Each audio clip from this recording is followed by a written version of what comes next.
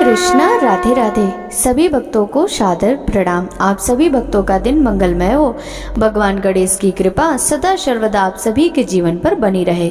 भक्तों, भगवान गणेश को समर्पित अश्विन माह के कृष्ण पक्ष की चतुर्थी तिथि का सनातन धर्म के लोगों के लिए बहुत ही खास महत्व है, जिसे देश के कई राज्यों में विघ्नराज संकष्टी चतुर्थी के नाम से भी जाना जाता है। इस दिन व्रत और पूजा के साथ साथ कथा सुनना व पढ़ना भी जरूरी होता है। तो चलिए भक्तों, ऐसे में जानते हैं विघ्नराज संकष्टी चतुर्थी व्रत की सही तिथि एवं शुभ मुहूर्त के बारे में। इस दिन व्रत रखने के साथ साथ गणपति बप्पा की पूजा की जाती है। इससे घर परिवार में सुख शांति बनी रहती है। साथ ही बप्पा के आशीर्वाद से सभी दुख दर्द का अंत हो जाता है। वैदिक पंचांग के अनुसार इस वर्ष आश्विन मास की चतुर्थी तिथि यानी विघ्नराज संकष्टी चतुर्थी का व्रत 21 सितंबर 2024 को रखा जाएगा।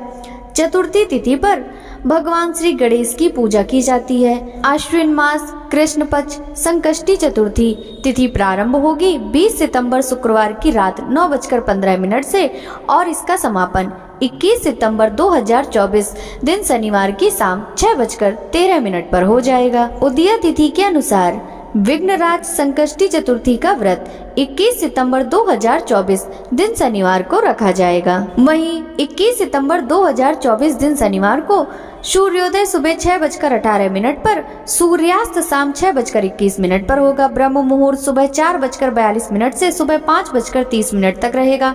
अभिजीत मुहूर्त सुबह 11:55 से दोपहर 12:43 तक रहने वाला है। अमृत काल रात 8:13 से रात 9:41 तक रहेगा। राहु काल सुबह 9 बजे से सुबह 10:30 तक रहने वाला है। 21 सितंबर 2024 दिन शनिवार को विघ्नराज संकष्टी चतुर्थी पूजा का शुभ मुहूर्त, जो कि सुबह 7:40 से सुबह 9:11 तक रहेगा। वहीं शाम की पूजा का शुभ मुहूर्त शाम 6:19 से शाम 7:47 तक रहेगा। 21 सितंबर 2024 यानी विघ्नराज संकष्टी चतुर्थी में चंद्रोदय का समय रात 8:46 पर होगा। ऐसे में व्रत रख रही सभी महिलाएं चंद्रदेव को अर्घ देने के पश्चात अपने व्रत का समापन करेंगी। पौराणिक कथाओं के अनुसार दानवीर दैत्यराज बलि के 100 प्रतापी पुत्र में से बाड़ासुर भी एक था, जिसने भगवान शिव की कठिन तपस्या की थी। बाड़ासुर की एक बेटी भी थी जिसका नाम उषा था। एक दिन उषा को सपना आया कि वे अपने होने वाले पति अनिरुद्ध से दूर जा रही है। इस सपने के बाद से ही वो विचलित हो गई। उन्होंने अपनी सहेली चित्रलेखा से कहा कि त्रिभुवन में रहने वाले सभी लोगों के चित्र बनवाएं, जिससे वो अनिरुद्ध को पहचान पाए। चित्रलेखा ने चित्र बनवाकर उषा को दे दिया। उषा ने एक चित्र को देखते हुए कहा, ये वही है जिसके साथ सपने में मेरा पाणी ग्रहण हुआ था। उसके बाद से उषा ने अपनी सहेली को उसे ढूंढने का आदेश दिया।